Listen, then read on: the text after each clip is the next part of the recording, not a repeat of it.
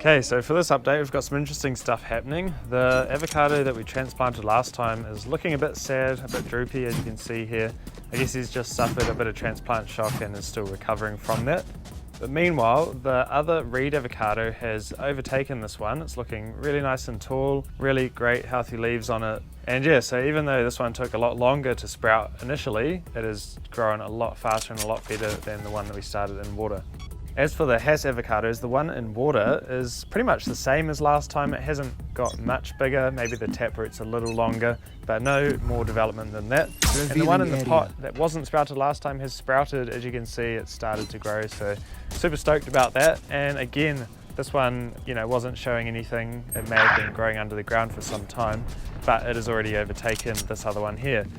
So I thought we'd try something a little bit different with this avocado and actually transplant it today.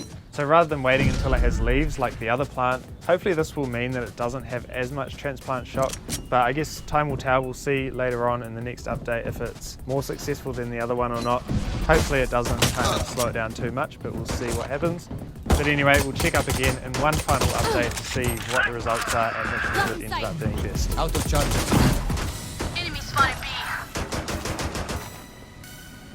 Alright you guys, so we have the final results of the avocado growing, and as you can see there's quite a difference in the trees on either side of me.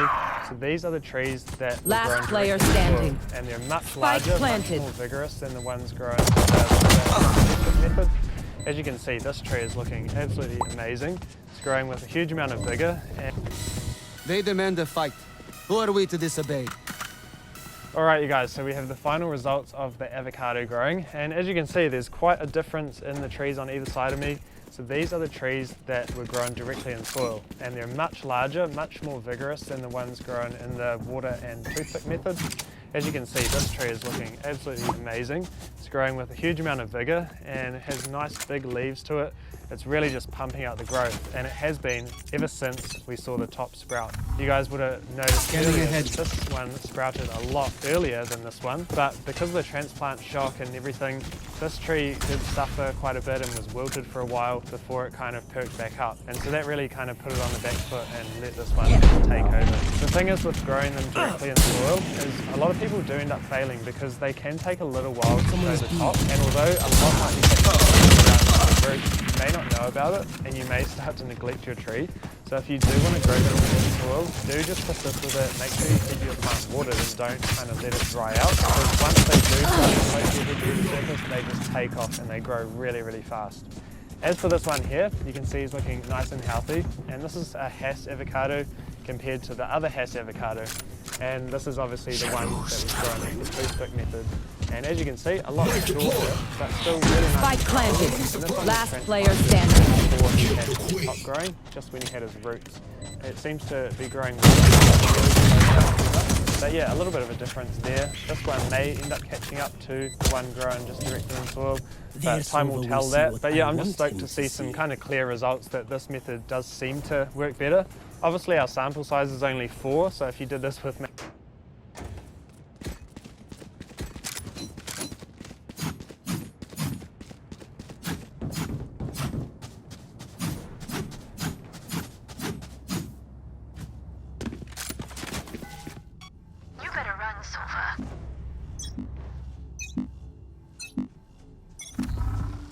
Scanning ahead.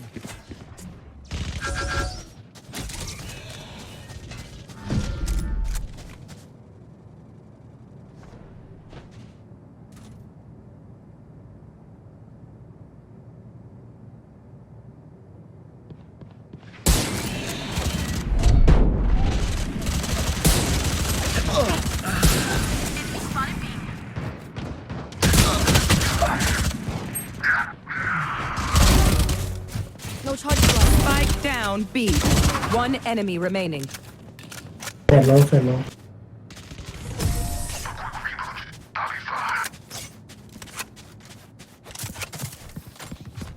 Their confidence begins to crack, and a shift. I can see it. Coal mining has ruined millions of acres of land across the U.S. And it can pollute the surrounding areas for decades after the coal is gone. Now, these farmers are restoring coal mining land with lavender. Can this farm be a model for lands destroyed by coal mining across the country? Keep up. We went to Ashford, West Virginia to find out. When I signed up, I found out it was a lavender farm. I said, ain't no way. I never heard of a lavender farm. I kind of like it. It's my new home. Aaron Morgan worked as a coal miner for a decade. You know, I'm not the only ex-miner here. There's a lot Spike of ex-coal planted. miners here. He never imagined he would be picking flowers on coal mining. It's strange to me that it's been farmed now. Yeah, because it's really just all rock.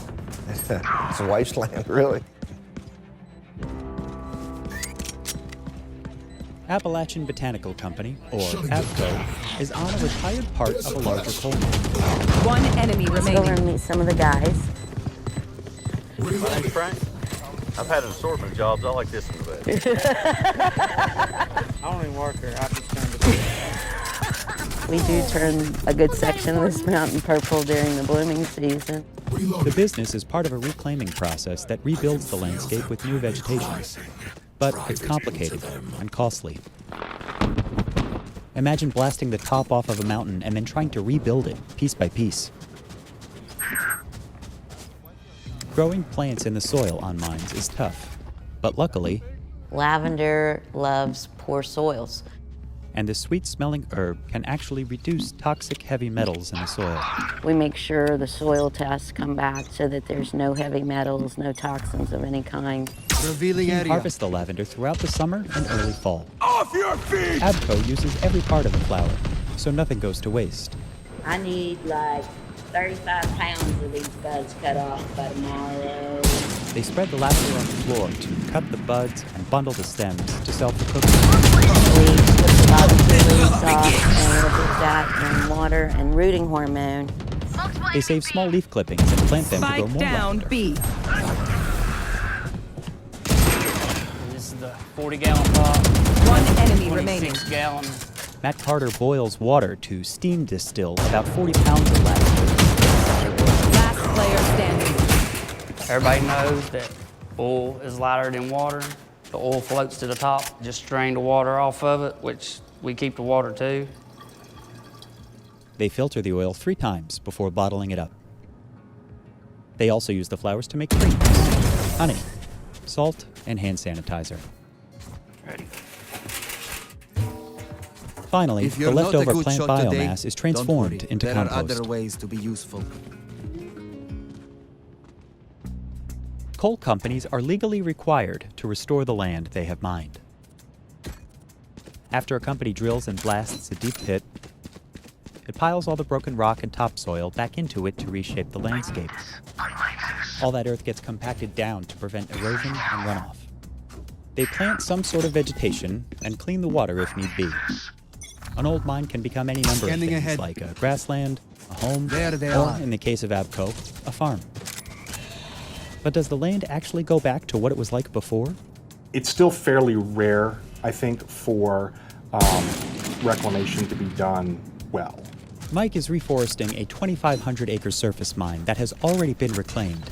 But he says growing trees in the rocky, compacted soil is really challenging.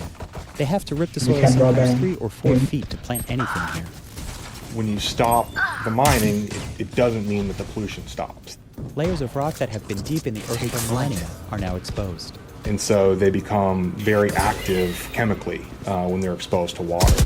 Pollutants leach off of those materials for Spike decades, down, if not hundreds of years. Hundreds of thousands of acres of mining land across the U.S. coal fields haven't been reclaimed yet.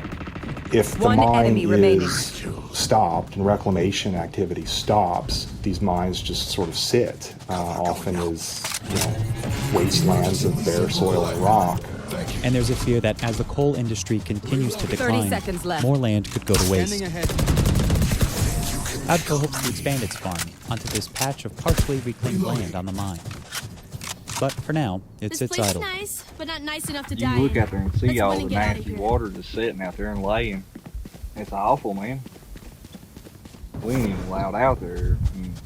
I'm assuming that's the reason we're not allowed out there. what is most likely is that these mining companies will end up going bankrupt, leaving this partially or unreclaimed land without following through on the reclamation obligations. I'll find them. Unreclaimed mining land can lead to more flooding and landslides. The coal companies stopped working, which meant they also stopped fixing any of the problems that they had created. Companies only became responsible for cleaning up old mines in 1977. Before that, they simply abandoned them. There are over 6 million acres of abandoned coal mines across the country, and they're releasing heavy metals and other toxins into the water and air.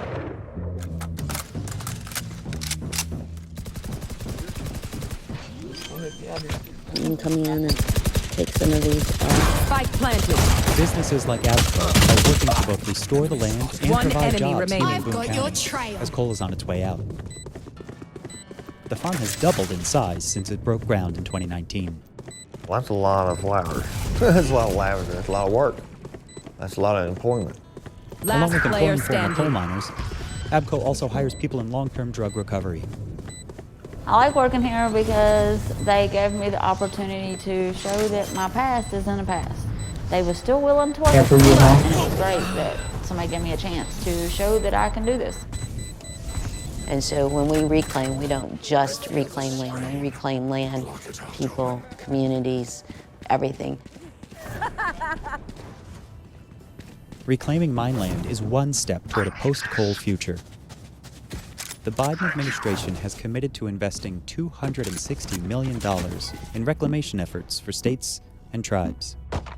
And APCO hopes to use some of that money to expand the business to more of West Virginia. If that is funded, it will enable us to set up a new farm location in a neighboring county and set up a regional community hub there. But the U.S. government is still adding one more hurdle to cleaning up abandoned mine land. The proposed infrastructure bill would reduce the tax on coal production that funds these reclamation projects. The Appalachian region, they've sacrificed a lot for energy that has really built this country. We, as a nation, owe it to this region to fix some of these inadequacies. Appalachia has a long way to go to clean up the mess created by down, generations of mining. But these flowers give hope for a blossoming future. Last player standing. A lot of times you get a ripple effect in the water, right? We don't make a ripple, we make a wave. I can't see them yet, but I can feel them getting ready. I need this.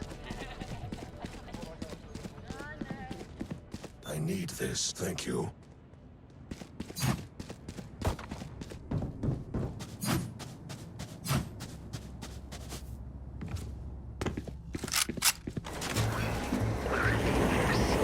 More than a dozen trucks unload food waste here every day, 80 miles east of San Francisco. The city was the first in the U.S. to require everyone to separate out their compostable trash. Fruits, vegetables, tree branches, and cardboard decompose here until they're ready to be spread across surrounding farmlands. Now the city composts and recycles more trash than it sends to the landfill. That means San Francisco's saving water, space, and chemical fertilizers, and reducing destructive greenhouse gases.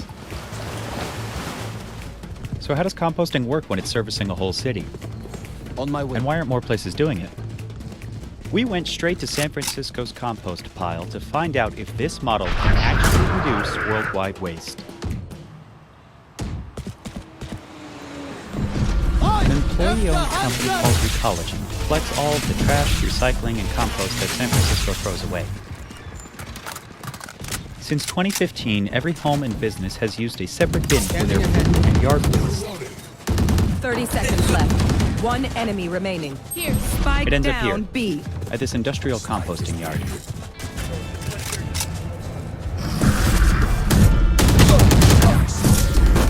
It doesn't look pretty now, but here in a little bit I'll show you the pretty part. The process is designed to mimic what happens in nature.